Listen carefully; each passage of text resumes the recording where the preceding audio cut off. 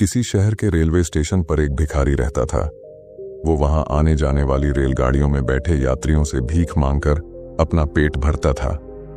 एक दिन जब वह भीख मांग रहा था तो सूट बूट पहने एक लंबा सा व्यक्ति उसे दिखा। उसने सोचा कि यह व्यक्ति बहुत अमीर लगता है, इससे भीख मांगने पर यह मुझे जरूर अच्छे पैसे देगा। वह उस लंबे व्यक्ति से भीख मांगने लगा। भिखारी को देखकर उस लंबे व्यक्ति ने कहा, तुम हमेशा मांगते ही रहते हो, क्या कभी किसी को कुछ देते भी हो? भिखारी बोला, साहब मैं तो भिखारी हूं, हमेशा लोगों से मांगता ही रहता हूं, मेरी इतनी औकात कहां कि किसी को कुछ दे सकूं। लंबा व्यक्ति बोला, जब किसी को कुछ दे नहीं सकते तो तुम्हें मांगने का भी कोई हक नहीं है।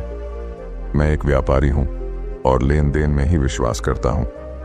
अगर तुम्हारे पास मुझे कुछ देने को हो तभी मैं तुम्हें बदले में कुछ दे सकता हूं। इतना कहने के बाद वह लंबा आदमी ट्रेन में बैठकर चला गया। इधर भिखारी उसकी कही गई बात के बारे में सोचने लगा। उस लंबे व्यक्ति के द्वारा कही गई बात उस भिखारी के दिल में उतर गई। वह सोचने लगा कि शायद मुझे भीख में अधिक पैसा इसीलिए नहीं मिलता क्योंकि मैं उसके बदले में किसी को कुछ दे नहीं पाता हूं। लेकिन मैं तो भिखारी हूं, किसी को कुछ देने लायक भी नहीं हूं। लेकिन कब तक मैं लोगों को बिना कुछ दिए केवल मांगता ही रहूंगा? बहुत सोचने के बाद उस भिखारी ने निर्णय किया कि जो भी व्यक्ति उसे भीख देगा उसके बदले में वह भी उस व्यक्ति को कुछ जरूर देगा। लेकिन अब उसके दिमाग में यह प्रश्न चल रहा था कि वह खुद भिखारी है तो भीख के बदले में वह दूसरों को क्या दे सकता है। इस बात को सोचते हुए 2 दिन हो गए, लेकिन उसे अपने प्रश्न का कोई उत्तर नहीं मिला था। तीसरे दिन जब वह स्टेशन के पास बैठा हुआ था तभी उसकी नजर कुछ फूलों पर पड़ी जो स्टेशन के आसपास के पौधों पर खिल रहे थे। उसने सोचा, क्यों ना मैं लोगों को भीख के बदले कुछ फूल दे दिया करूं। उसको अपना यह विचार अच्छा लगा और उसने वहां से कुछ फूल तोड़ लिए। अब वह ट्रेन में भीख मांगने पहुंचा। अब जब भी कोई उसे भीख देता तो उसके बदले में वह भीख देने वाले को कुछ फूल दे देता। उन फूलों को लोग खुश होकर अपने पास रख लेते थे। अब भिखारी रोज फूल तोड़ता और भीख के बदले में उन फूलों को लोगों में बांट देता था। कुछ ही दिनों में उसने महसूस किया कि अब उसे बहुत अधिक लोग भीख देने लगे हैं। वह स्टेशन के पास के सभी फूलों को तोड़ लाता था। जब तक उसके पास फूल रहते थे तब तक उसे बहुत से लोग भीख देते थे, लेकिन जब फूल बांटते बांटते खत्म हो जाते तो उसे भीख भी नहीं मिलती थी। अब रोज ऐसा ही चलता रहा। एक दिन जब वह भीख मांग रहा था तो उसने देखा कि वही लंबा व्यक्ति ट्रेन में बैठा है, जिसकी वजह से उसे भीख के बदले फूल देने की प्रेरणा मिली थी। वह तुरंत उस व्यक्ति के पास पहुंच गया और भीख मांगते हुए बोला, आज मेरे पास आपको देने के लिए कुछ फूल हैं, आप मुझे भीख दीजिए तो बदले में मैं आपको कुछ फूल दूंगा। उस लंबे व्यक्ति ने उसे भीख के रूप में कुछ पैसे दे दिए और भिखारी ने कुछ फूल उसे दे दिए। उस लंबे व्यक्ति को यह बात बहुत पसंद आई। वह बोला, वाह क्या बात है, आज तुम भी मेरी तरह एक व्यापारी बन गए हो। इतना कहकर फूल लेकर वह लंबा व्यक्ति अपने स्टेशन पर उतर गया। लेकिन उस लंबे व्यक्ति द्वारा कही गई बात एक बार फिर से उस भिखारी के दिल में उतर गई। वह बार बार उस लंबे व्यक्ति के द्वारा कही गई बात के बारे में सोचने लगा और बहुत खुश होने लगा। उसकी आंखें अब चमकने लगीं। उसे लगने लगा कि अब उसके हाथ सफलता की वह चाबी लग गई है जिसके द्वारा वह अपने जीवन को बदल सकता है।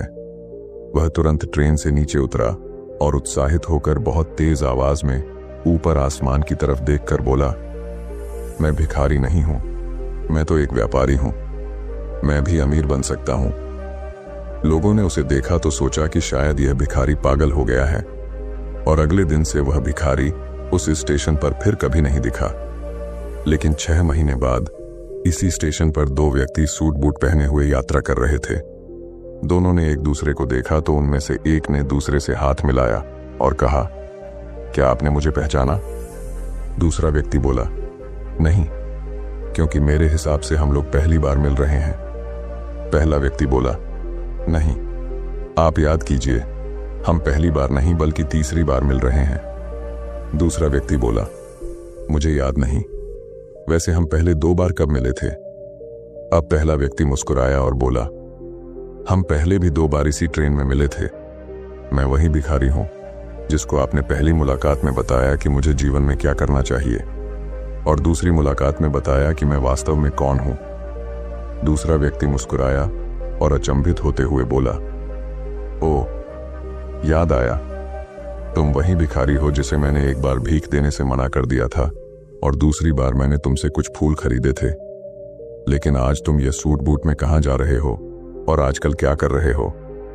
तब पहला व्यक्ति बोला, हाँ, मैं वही भिखारी हूं, लेकिन आज मैं फूलों का एक बहुत बड़ा व्यापारी हूं और इसी व्यापार के काम से ही दूसरे शहर जा रहा हूं। कुछ देर रुकने के बाद वह फिर बोला, आपने मुझे पहली मुलाकात में प्रकृति का वह नियम बताया था जिसके अनुसार हमें तभी कुछ मिलता है जब हम कुछ देते हैं। लेन देन का यह नियम वास्तव में काम करता है। मैंने यह बहुत अच्छी तरह महसूस किया है, लेकिन मैं खुद को हमेशा भिखारी ही समझता रहा। इससे ऊपर उठकर मैंने कभी सोचा ही नहीं। और जब आपसे मेरी दूसरी मुलाकात हुई तब आपने मुझे बताया कि मैं एक व्यापारी बन चुका हूं। अब मैं समझ चुका था कि मैं वास्तव में एक भिखारी नहीं बल्कि व्यापारी बन चुका हूं। मैंने समझ लिया था कि लोग मुझे इतनी भीख क्यों दे रहे हैं, क्योंकि वह मुझे भीख नहीं दे रहे थे बल्कि उन फूलों का मूल्य चुका रहे थे। सभी लोग मेरे फूल खरीद रहे थे क्योंकि इससे सस्ते फूल उन्हें कहां मिलते।